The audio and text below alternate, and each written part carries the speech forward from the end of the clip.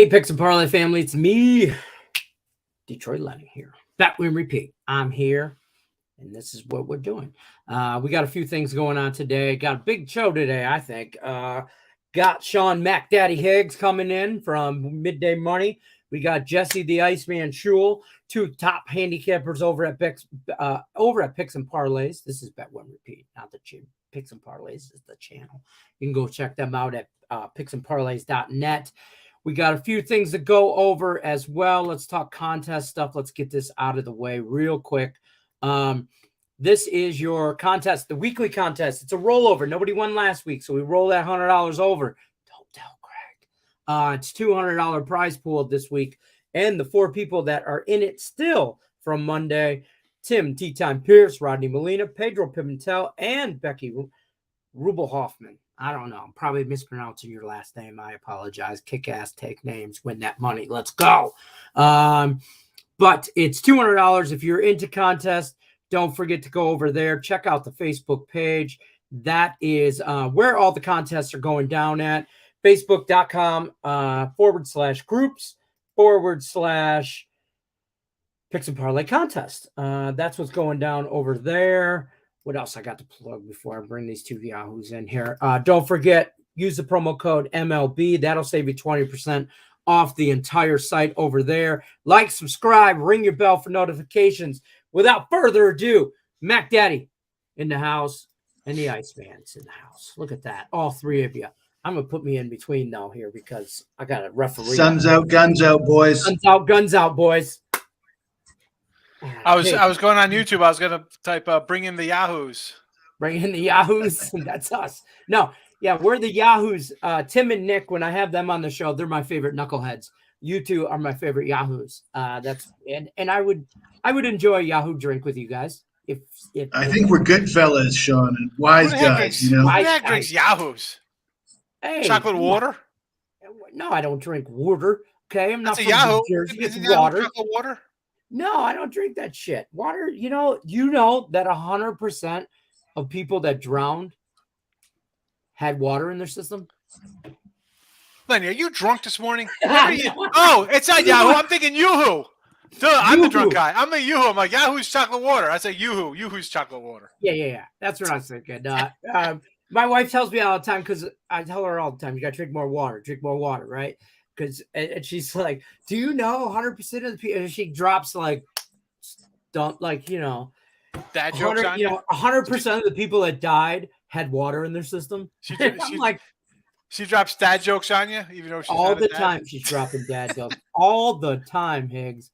Yeah, she is the dad, and I guess I got mom jokes, which are actually funny, I guess. I don't know. See, the drowning jokes when my kids are small, because we had a pool, and of course we had like a shore house down at the beach and swimming in the ocean. It was always like, oh, make sure you let your kids go swim. Make sure they don't dry drown. I'm like, what's a dry drowning? Like, is that really a thing? Like, people dry drown? That's crazy. I never heard of that. Yes, it's that is when you are not over your head, like you dry drown in the bathtub, right? No, dry. It's like you swallow water and then you drown, like literally on land, but you have water in your lungs and you suffocate. Crazy. What? Yeah, because kids, they don't hold their breath and wonder whatever happens. That is crazy. Dry drowning, crazy. Yeah, mine survived. I threw him right in. I'm like, you better learn to swim, bro. Here you go. It's sink or swim time, folks. That's what I did to my daughter the same way. Like I'll never forget the picture. We were at my mother-in-law's house, picture on her face when I took my daughter, who was like a year and a half. I'm like, whoosh, over the edge of the pool. It was above ground pool. And I went, here you go. Boom, right in the middle of the pool. I'm like, Daddy will be in a minute. That's it. Right in. Start paddling. Yeah, she starts freaking out. My wife was like, at the time, like 3 feet away from her. So it wasn't like, it's fine. She wouldn't, she'll be all right. Here she is, living large at 22 years old later.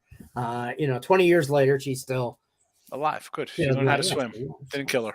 So on a brighter note about dying children, drowning and all that, let's start on the ice in the NHL playoffs. We got some games tonight. Devils, Hurricanes, Kraken, Stars. For me, this is simple. I don't think the Devils win another game, and the Kraken at home playoff game. Come on. Why don't you think the Devils win another game? I'm curious, Lenny. I've been on the Hurricanes the whole season a lot. I think they're the best. I thought they were the best team in the NHL, despite their point record in Boston having a out of this world type season in the regular season. I think the Canes are the best team in the NHL, and I said this the whole time. So I really think that I think they're going to get it done against the Devils. I think the Devils are struggling. And they're trying to tread water, and that shit ain't gonna last. I mean, You know what I think, Lenny? I don't know why we keep resorting back to drowning, but I think I think it's a complete mismatch in goaltending. Freddie Anderson has allowed 1 goal or fewer, I think, in 3 of his last 4 appearances, whereas the Devils have been alternating goaltenders because each guy they throw out there gets blown out, whether it's Akira Schmidt or Vitek Vanacek. How about that? Did you hear that, Sean? Vitek Vanacek and Akira Schmidt? It's almost like I know these guys, like neighbors from down the street.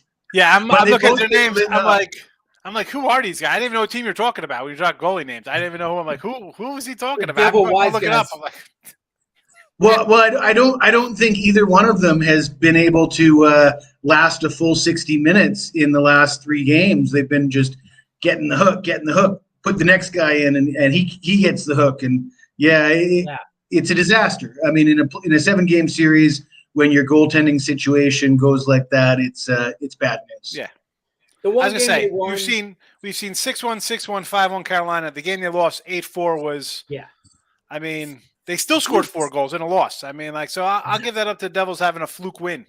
Right. I got puck line today, Carolina -135. Excuse me. Money line. I get puck line. I guess you could look at it that way, just the way the scoring's been going. And Jesse mentioned the goaltending, but listen, hockey for me on a season. I'm 59-76 down 590, so I got to get my act together. I can't get fancy in trying to get a puck line. I just need a win. That's fair. I'm on money line. I'm on the puck line. I'm on the over, and take warning. There's a storm coming. Carolina hurricane. You know what I'm saying? And I think the Devils. They're happy to be where they're at right now. Next year, I think they'll go further in the playoffs. I think right now this is as far as they go. As far as that Kraken, though, Seattle game, the Stars, I still think the Kraken walk out of this series. So, and that's another one. It's tied 2-2, Game 5 in Dallas. I'm gonna take plus money. I'm a sprinkle on there. I got the over in this. I took the over 6. I see 5.5 come here. I don't understand. 9, 9, 6, and 9. I mean, how do I not just? I had the under first. I'm like, you know what? I thought this would be a defensive game series. It's been nothing. So I mean, I can't. Nothing but goals. and it's been so wild. I can't even say let's take a dog in a spot like that. Even though I mean, I had them the other day. I had Seattle as a 140 at home or whatever. I'm like, what happened here? You know me, I don't mind spending a bit of money to take a puck line dog just to get a high percentage play out of it. So that's the way I'd go with this one. That's fair. You think the 1.5 is worth a shot here, huh? I mean, if you just look at the scores, Sean. I mean, I know that would only not cash one time though. That only cash one out of the 4. Cash the one game one. So hold on. How many games in the series have been played so far? 4. 4, and it's 2-2. So if it would have cashed one time, though, it would have cashed 3 out of the 4 times, right? If you had, because they would have been a puck line dog in all 4 games. So that puck line dog play would have cashed 3 out of 4 games. No. See, it was the same team that was the puck line dog. So I would have seen it cash twice. There would have been 2 games times. They won. If they were Seattle won as a puck line dog, they won 5-4. Okay. So it didn't. When you said it cashed once, I thought you meant the underdog cashed. Oh no. Yeah, the 2 games that the Stars won, they won 6-3 and 4-2. So those are the other 2 the Seattle would have won. But I see where you're going with that, and I don't hate that. I bet Seattle every game this series. So I feel like I'm in Game 5. Like I'm invested. I got to keep going. I'm 2-2. I will also say that I think that you see in the first 4 games of a series, you often see like blowout, zigzag, and then you get to the games 5, 6, and 7, and it becomes more like dogfights, like 2-2 go into overtime. The 3-2 kind of games tend to happen more frequently, I think, in 5, 6, and 7 than they do in 1 through 4. That's fair. I don't know. But this series just seems odd to me because it was like that. The crazy game, it was like 4-0 Seattle in the first period, right? Of game 1 in Dallas. And then they ended up winning 5-4 in OT. The next game, Dallas wins 4-2. Like, all right, that's the way probably series should play out. And then they allow 7 the next game to Seattle. I'm like, what is going on? Dallas is it's just a weird. It used to be a defensive team, right? They used to be a I don't know what happened. Defensive team. They couldn't score. Now they're not stopping. Now they can't not score. Yeah. So I don't know. That's it's been a crazy series for sure. How are we liking the NBA? We got two for me, it's a Nuggets thing, chicken, winner, dinner, nugget. You know what I mean? Order the 10-piece, folks. I don't. This is another one. If you're going to give me points with the Nuggets, I'm taking them. Phoenix. For me, the key is Devin Booker. He, 79% shooting in games 3 and 4, combined 82 points. You got to know that a guy can't. You got a few games like that in you. You can't be counted on to do that night in, night out. And when you look at it, it wasn't like the Suns were dominating those games where they didn't need they needed all of those points. They needed him to go 20 of 25 from the field. Yeah. And if you need a guy to hit 20 of 25 shots, well, that guy's going to let you down quite a lot. And I expect regression to the mean with Devin Booker. His point total is sitting at 31.5. I've already put out a play on the under in that. I think they need Booker to go off for like 40 again to stay in this game, and I don't think they can count on that. That's fair. Sean Higgs, hot thoughts? Yeah, I like the Nuggets just because you mentioned Booker, but also KD's averaging 30 points a game in this series. It's a 2-man show, and you can't. I can't see 2 guys playing 45 minutes, 44 minutes. You're going to wear down a little bit, especially a KD guy who's he's injury prone to me. So I'm not counting on that. Give me Denver. And like your kid, right? Don't play with your food, eat it. Denver, take care of business. Don't worry. Well, we'll take care of it back home. You can't just say we're just going to win. That is not I'm taking Phoenix in game 7. You can't just say, well, we'll just win here. It doesn't work that way. So prove you're the better team. You've been the better team all season long. You were really good. You won games on the road. You won games home. Win this game. You're an underdog. Take care of business here. Finish this job. Exactly. Be done with it. Finish the job. You want to be known as a Western Conference contender every year. You want to be an NBA contender every year, championship contender.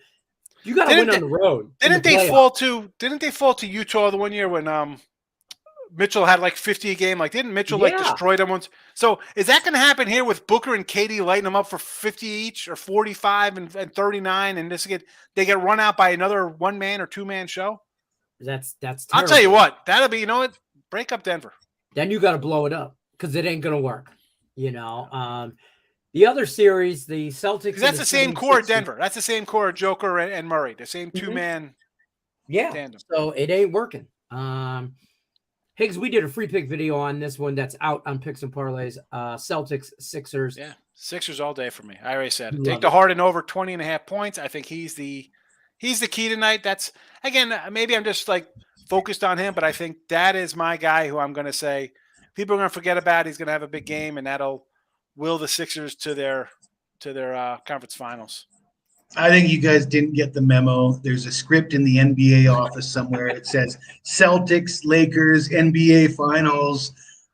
Don't mess with that. The league wants a game 7. I'm sort of kidding, but sort of not. Yeah, come on. Sort of, but not sort of. Hey, listen, I'm on the Warriors in 7. Put it this way: if the Celtics win, I was totally serious. Totally serious. Yeah, exactly. Don't worry, we can edit it. Let's be honest.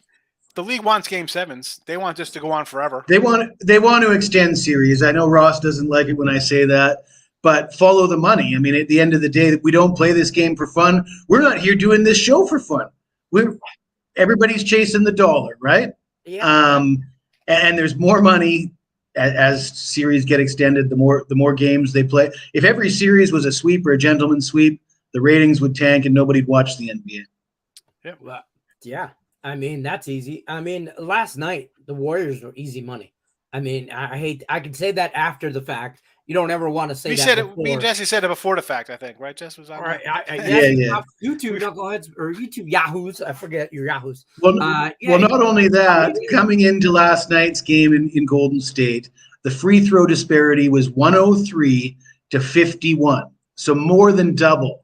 Yeah. And I know people are saying, oh yeah, but there should be a disparity because the Lakers get more free throws, and I get that. I totally understand that, but the disparity in the regular season is the Lakers average 26 free throw attempts per game, and the Warriors average 20. So yeah, there's a disparity there, but it isn't a 50 free throw in 4-game disparity.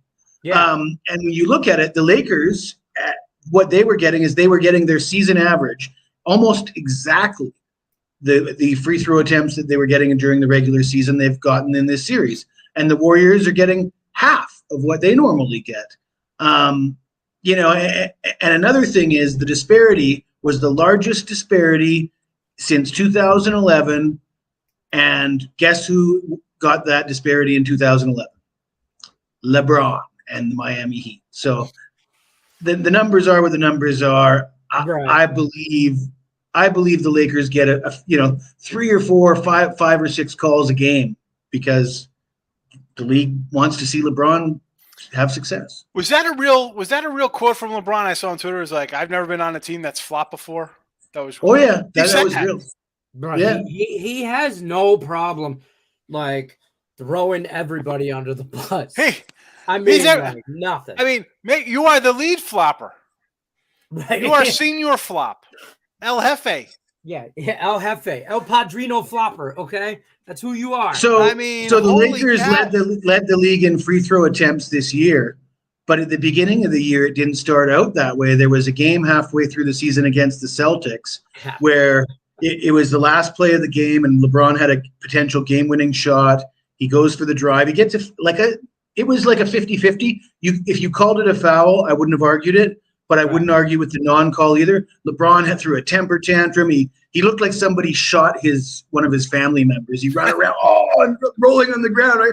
Like just a theatrical thing. But I remember that because people are like, but he should act like that because a guy who gets breathed down wrong was getting foul calls, and actually you see like the contact, his hands like going here. Next thing you know, it's like behind his head. You're like, that's not a foul call for the guy. Like, apparently that everything changed after that game. And the Lakers started getting a ton more calls. That's the theory, I should say. That's the theory, Your star guys always got more foul calls. You go inside, you're going to get foul calls. And you should. You're going inside, you're going to take a body. Do you call everyone? No, there's going to be a little contact. Welcome to grown-up ball. But when it adds up to 103 to 51 after 4 games, I think that's a bit of who wants to watch that game? Who wants to watch? I was going to say that. I don't want to see a whistle every time down the court and there's no rhythm. It's just exactly. Inbound the ball. It's a shot. And, if it's a 30 to 20 disparity, 10 free throws per game disparity, get over it. But when it's 20, it's hard to get over. It really is. And it's no fun to watch. On a little 2-team parlay. Tate says 135 odds is not bad. No, I mean, plus you get a 10.5 from the Sixers. 10.5 from the Sixers. And Stars of regulation. I mean, you can't really hate it. Stars at home to go up, they're favored, and you're getting 10. How is that a plus 135? Man, that's probably on FanDuel. Probably something like that, or Barstool. Well, he'll be banned pretty funky soon on FanDuel. Man. FanDuel's ridiculous. I can't even get down on FanDuel on 2 of my accounts right now. And after that, he threw that fit, and everyone who bet the Lakers asked for a refund. Those people should not be allowed. If you ask for a refund, you should be Don't be bet. refunded. Listen, refund their money and then close ban them from their account. Stop betting. Stop betting with the refunds. I saw my guy T Money. He loves KD and Booker. He swears the Suns. I saw. Yeah, he's up here. KD is due for a 50-piece. I think he's related to KD. I don't know if he's a relative. He could be a KD burner account for all I know. That guy's the same. He's been crushing Denver. Every time I bring up Denver, he crushes Denver. It's always KD and the Lakers. T-Money. You know you've made it when Katie's really watching thinking your on the show and local commenting phone. with a burner account. Yeah, that's fine. Now we've labeled you your Kevin Durant's burner account. It has to happen. Stop Engineer said everybody makes some money though. Let's go. Not to mention how these stoppages take the Warriors out of their gameplay. It's terrible.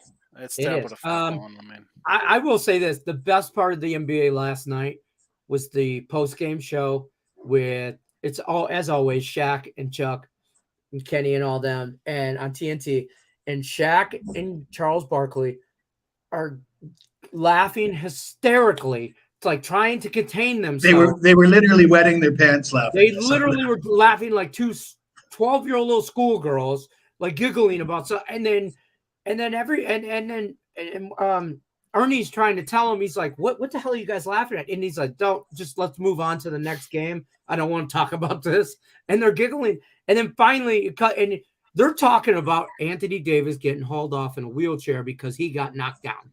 And they're like, this soft ass mofo. I mean, they were laughing. Shaq were clowning. Can you imagine him. taking like an elbow from Shaq back in the day? I mean, the dude I'd was still be on the ground. You know, I mean, but it was like didn't he lay out Brian Bradley in one game?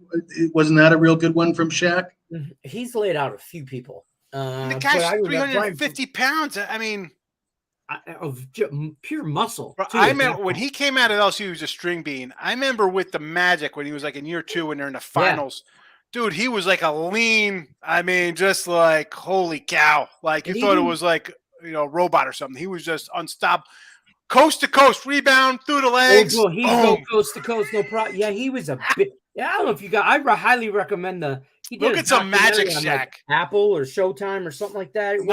Not Lakers Shaq when he was. They got him on the weight. Like, oh, we got to get your weight up. Like, what? Yeah, once they got him thick, and then he's like, no, man. He goes, I kept eating. They should have told me to eat. And he did this whole 4-part documentary of his life. Like, I loved him in Blue Chips. He was great in Blue Chips. Oh God, that was his prime right there. That was Shaq prime. Shaq is an underrated actor. He's funny as hell. He's an entrepreneur. He owns like 150 Papa John's pizzas or something. The guy's like a billionaire, though. Good for him, though. Yeah, you cannot dislike Shaq. Cookies. He's just such a nice guy. He just seems no, like he I've ever met him. He really is a likable guy. But I think the same thing about Chuck too. I'm a big Chuck fan as well. He's my favorite player growing up. I love when they're laughing though, straight up at these. How to say today's players? Somebody who's supposed to be one of the best defensive players in the league, one of the toughest dudes. He took an elbow to the face. It looked legit too, but now, do they put him in a? Hold on a second. Do they throw him in a wheelchair because it's like how do we in the hospital? Who are we? No, but who are the two guys they're putting under his shoulders to carry him off if he's a little dizzy? You know what I'm saying? Come on, they got bench guys to do that shit. I get who they taking 2 guys off the the bench. bench. See the clip of him walking out of the arena? No, there was a clip on social media of him walking out of the arena, and it was tough to tell what was going on, but it sure looked like he was out of his sorts and tiptoeing really slow. And listen, if anybody's been in a fight here listening, you get hit a right way. You're gonna get your clock cleaned a little bit. You see guys get knocked down in the ring. You get hit on your little temple a little bit. You could easily be, a little woozy. I'm not knocking that wheelchair. I'm just saying it was hilarious because I could see maybe it was like a policy. Concussions are a big thing in the NFL, not just the NFL, but everywhere in sports. And they're a real deal. They're a real problem. You don't know how he took the hit. It doesn't look bad. I'm not knocking the injury. I'm knocking that. On video don't look bad, but you take an elbow to the side of your temple. I hit you in the side of the temple. People are going to be like, oh, man, that's effed up, bro. That hurts. First of all, I got cat-like reflexes. You know what I'm saying? A 280-pound dude hits you in your head. If I hit you the right way, it's going to hurt. That's all it is. Do it. First of all, Kazam is a great movie. Kazam? No way. He was Shazam. Listen, No, Kazam. Yeah, he was a genius. It is Blue Chips, and that's it. And then, of course, when he did his songs with the Foo Schnickens. Oh, he's a stuff. Shaq is an entertainer, but he seems like he's a great dude. I would love that. 95%, 99% of the chat don't know about Foo Schnickens. They don't know anything about Fushnik. They don't know nothing about it. Who's the first pick? Me word is Bond and not Christian Leighton or not Alonzo Mourning. I love it. I love Shaq. It's great. All Team Money, AKA KD's burner account, says the Lakers are downplaying it, but he definitely got a concussion. Yeah. But they're going to play him and not follow protocol, which is stupid, but it's money. It's all, I think he does have concussion, and he should be out the next game, but they can't afford for him not to play. No. I definitely had planned to go under his 24.5 total points in the next game. That's fair. And I've seen stars and from blast in the head. Yeah, forget blast head. You hit the side of a table or something come up, right? As a kid, like watch your corner of the table. You hit yourself in the side of the head. That's like guys get knocked out in boxing. You get hit in the side of the face. My old man had forearms the size of this. Okay, two of them put together, and they were built and they were muscular. And he give you the forearm shiver. Wanted to throw a blow, and you didn't go like that. You did that one time, and then you got hit in the temple, and you saw stars, and then you never did that shit again. You learned how to defend yourself. Sounds very traumatic, Lenny. The old forearm shiver.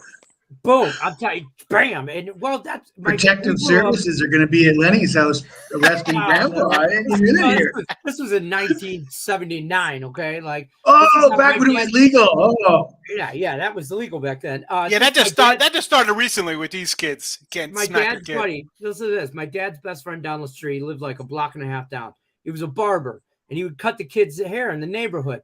But his sons were boxers, like legit boxers, like through Kronks and stuff in Detroit gyms.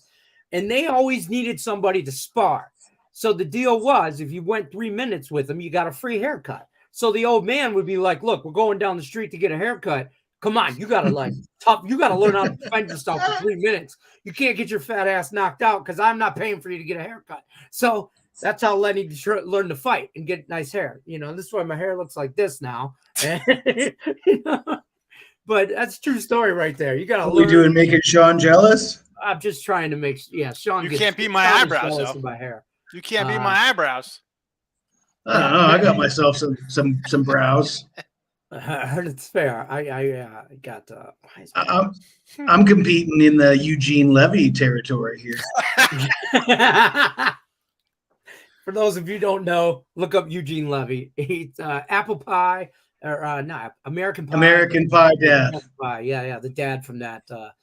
That's a get right tap from your pops. So hey, boy, you better get right right there. Anyone think the Panthers can win it all? They've been so dominant, even in their losses. That's what Lenny says. I don't hate the Panthers. I'm thinking Carolina Hurricanes. I see Panthers. I'm thinking Carolina Panthers and not Florida Panthers. Speaking, this is a great segue though, real quick. But I don't hit. Florida wins this series against the Leafs. The Leafs maybe win another game, but I don't think they can beat Carolina. I think they're getting it done on smoke and mirrors. To be honest with you, I mean. Florida? Yeah. I mean, they made the goalie change. They got Bobrovsky in there. Can he carry them for another series against an even better team? I don't know. I mean, the Leafs have their demons, right? So they're dealing with their demons, but it only gets harder from here. And I don't know. I think the Panthers, how they can't be the giant killer forever, in my opinion. I got futures on Carolina to win the East and VGK to win the West. Both are still alive in my book, and I think really alive. So I think Carolina, once Carolina finishes playing with the Devils, then they move on to Florida, and I don't think it's close with Florida. I think that's where you get your gentleman's sweep right there. Carolina over Florida in 5. But what do I know? Speaking of the Carolina Panthers, though, NFL schedule is set to be released at 8 o'clock tonight, Eastern time. There's been some leaks kind of coming out slowly about some different games, Christmas game, stuff like that. I heard that the Lions are playing Kansas City week 1 in Kansas City. I'm hoping for a Super Bowl hangover, Lions by double digits. Let's go. I think the line's 7, right? Is it 7? I see a 7 out there. I haven't. I've been afraid to look. Have we officially? I'm going to look real quick on my little offshore place and see. But what are our thoughts on that? Are we following that? Do we care about when and where? I mean, as a Lions fan, I just want to see, if we have any, I think we're going to have like 5 primetime games this year. We're going to have the first game of the year on Thursday against Kansas City. We're going to have Thanksgiving Day game. Everybody's going to say what? You fade the Super Bowl champions on opening day. I mean, if you're getting 7.5, then yeah. I mean, why the hell not? I'm looking. I don't see the 7.5. I think I'm 7.5. I'm a favorite taker. Jess, believe it or not, I think they try to lure you in with that half. Like, look at that, you're getting they only got to. If they win by 7, I got you here because I'm getting that extra half, and I think it's even like a 6.5. I see 6.5. I'm taking a dog because I think everybody's like, oh, I just got to win by a touchdown. Easy. Yeah. They just. I think opposite of what normal people. You see a 3.5 and a 7.5. Most guys be like, I'm taking that extra hook as a dog. I'm taking a favorite and I'm running away because everybody wants that extra hook. And if I don't mind disagreeing with you on a lot of things, Sean, but I'm not about to sit here and disagree with you when it comes to NFL. Not after the season last year. Yeah, that's a record-breaking season for sure. I got Kansas City minus 6.5 on FanDuel minus 115, and I got an over/under of 52. I'm telling you right now, the teaser for sure is Lions plus. I can take a 6-point teaser. I'm taking Lions plus 13.5 and over 46 or whatever the hell that is for sure. I'll also parlay the Lions plus the 6.5 and over the 52.5. I don't have a problem with that. I think it's the Lions are going to be on display, and Kansas City still Kansas City.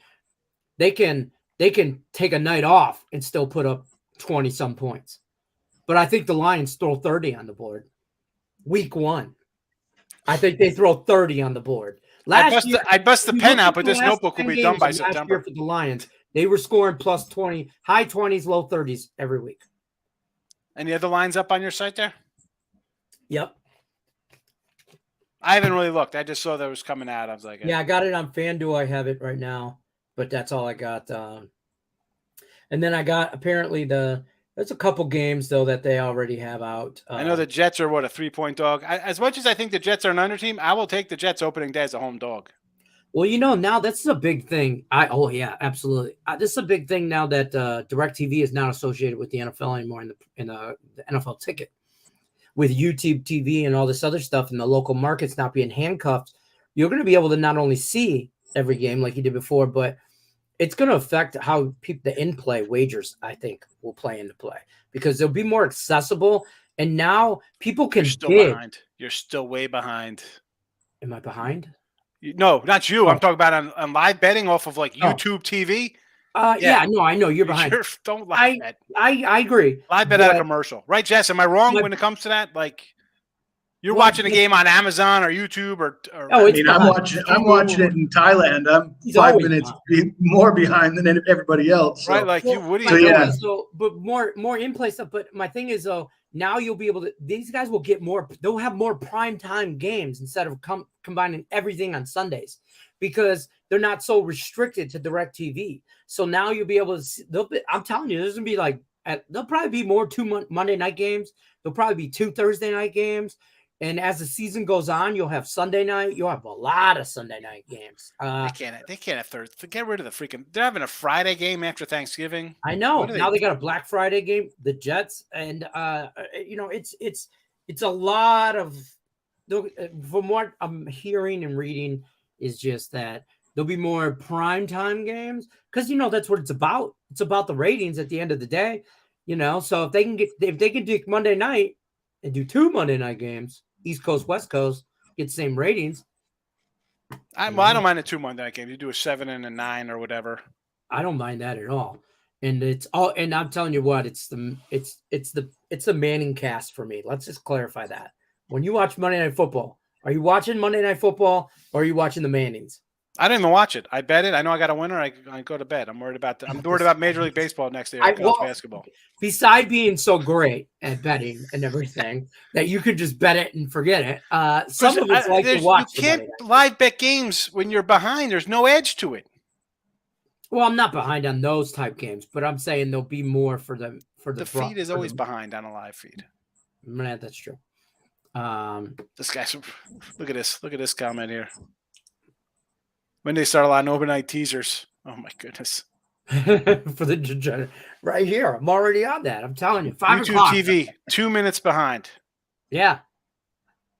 I've never done YouTube TV or anything like that, but I just Good know Eagles that got there's gonna opening day. that's what they're projecting, to have more ratings. More ratings they think are going to equal more in-play wagers. I don't necessarily believe that, but I see they're being flexed to more primetime games strictly because there's more opportunity for ads. There's more opportunity for commercials. That means more money, more ratings, all that. Let me ask you this. This is to Jess. So he's talking about more primetime kind of stuff, and then you get the old, well, the public is all over this kind. And I'm one where when it comes to NFL, when there's 16 games or the playoffs or Super Bowl or March Madness, when you're a limited amount of games, and it's like, well, the public loves this side. Does that? I mean, 20 years ago was different. When you hear that kind of nonsense, you'd automatically be like, oh, hello, Mr. Opposite. Nowadays, just how much do you put stock into, like, well, the public loves this Monday night game today? When there's sports betting in 20 states, everybody in Chicago is betting the Bears, everybody in New York's betting the Giants. The lines are totally skewed. There are two different lines in two different states. The public says this. People ask me, I'm like, I don't worry about that because it's random money. It's not real money. It's a bunch of fans betting and not bettors. Well, I mean, it depends. What does the public like? I mean, if the public likes the dog because there's some injury concerns on the offensive line for the favorite, and people are going to love the Detroit Lions because it's totally revamped. They looked really good last year, and we're going to fade the Super Bowl winner in game one. But the public might be right, though, Sean. That's my point of view. Yes, but sometimes the public's right, sometimes the public's wrong. But for me and you, we don't look at it as a one game. We look at it as we have 16 weeks of football, 17, whatever it is for the season now, 18 weeks with bye weeks, however. So I don't look at it as like I'm going to stick with my guns and go. It's not fading the public, but I don't mind being opposite of the public because I know that in 6 or 7 out of 10 games, I'll be on the right side of being opposite with them. I try my hardest to not even factor in what other people are saying, exactly, and draw my own conclusion. And if I think that the game sets up a certain way, and I think the line's inflated because the public's wrong about something, sure. But I'm not going to go against the public just for the sake of going against the public. I should have clarified. That's a never do for me. But I will say one more thing, and I don't know if this is even remotely close to what you're talking about, but I've found that if I just bet on NFL on Sundays and stay away from Monday Night Football and Thursday Night Football, I swear it's like I'm hitting 70% on Sundays and 45% on those games. There's one game on a Monday night. You feel the pressure to give your clients a play. And on Sunday, you got 10 games, and you can pick the best 3 or 4 out of those 10 games. I think that in a lot of ways, I think there's a lot more money to be made on Sundays than there is on Mondays and Thursdays. I don't think I bet a lot of Thursday games. I mean, first of all, it's a short week for most teams. Some teams traveling, it's automatically, I'm like, well, I don't want to bet that team. And you want to take an under, but then overs are cashing all over the place in that kind of game because there's no prep for defensive. Right. Now, I mean, I don't mind passing on. I tell people that, like, you don't have to play because it's a Thursday night NFL game. Stop it. Maybe if you see something first, second quarter, you kind of know, like, well, this looks like this could happen. I'm going to go to the over or the under. That's about it. To Jesse's point, I think that Sunday lines just aren't as publicly saturated than the primetime Thursday, Monday games. So, like, I won't, like, sometimes the public, like, I think the public's got it right. But that was not really a deciding factor, like where all the money is or anything. I don't mind being on the other side of the public. I probably mind being on the same side as the public more than I mind not being on the. And I should have cleared that, because if I'm on the same side, like, so be it. I mean, right. I mean, more often than not, that's not usually the case. Right. But I mean, people are like, oh, you're on the same side. Well, what am I going to do? There's not 1 million people betting now. There's 20 million people betting now. Or, it's. Yeah. You can't. I thought Jesse really thought about it, because I look at it, because people ask me in chat, I'm like, I don't worry about that, because it's just fans of people betting. It's fans. Somebody turning on NFL Sunday and watching a bunch of broadcasters say, hey, we all like, we're running down on 2, 4, 7, ESPN, Fox, all these channels. We all like this game, and everybody's listening to what they say. So I can't worry about those. If I'm going to be with the public, I want to get a better line than the public's getting. So yeah, if a public is all piling on one team, if I get them early in the week and get them -6, and then the public's got them at 8, I feel pretty good about that. Exactly. Yeah, That's fair. that's why I did a look at line show, man. Like you gotta get down early now, especially nowadays. Yeah. Oh, yeah, for sure. I mean, that The there's sheer some good amount of information gambling on there. Look at shows. him. Every channel has a gambling show. Yeah. I mean, not just on Twitter or YouTube or stuff like that, but just the regular broadcast channels now. All Everybody. these sports channels. Yeah. You can't wait to game day to put on a Thursday night game and bet it. Your number is going to be off 1.5 from the opening numbers. That's fair. I don't hate that. All right. Well, that's good stuff. I think we went over pretty much everything. I don't have anything else to really go over except for more, if you don't bet the Lions plus the 6.5, I don't know how else to help you in life week 1. It's there. I'm just saying, better get after it while you can. That line's going to drop. Game time, it'll be closer to 3. Reds are up 4-0 over the Mets. Everybody's like, oh, the Mets, let's go Mets. Yeah. -$2 Mets down 4-0 here. Unbelievable. Are the Mets? I don't think we talked any baseball. There's not much baseball on. There are 6 games and 3 2 of them are hours playing. played. One's in a rain delay. So, Oh, yeah. I mean, I like Yankees run line against Tampa Bay. They just played a series. The Yankees swept the A's, outscored Oakland 28-10 combined. But the previous series was at Tampa. They lost 2 of the 3 games, but all 3 games, I think, were decided by 1 run, or at least the 2 games that the Yankees lost were 1-run losses. And if you look at the head-to-head meetings, 8 of the last 10, the Yankees would have covered if they were getting plus 1.5. Yankees at home, Yankees bats a little hotter. And actually, I mentioned the 3-game series in Tampa. The 1 game that they won, it was Domingo Germán pitching as well. So Okay. it looks like a good spot for the Yankees, and it looks like a good spot to start playing the Yankees again after they struggled. listen, I got to run. I got guys here doing work, and I got to no take care problem. of some business.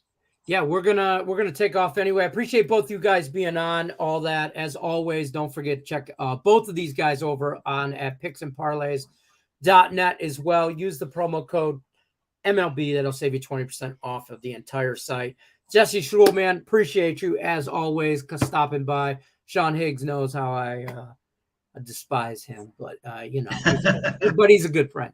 We'll talk to you guys later. Don't forget, like, subscribe, ring that bell for notifications. This has been Bet Whit Repeat. I'm Detroit Lenny, Jesse Schruel. Good luck, unless you're against us. Take care.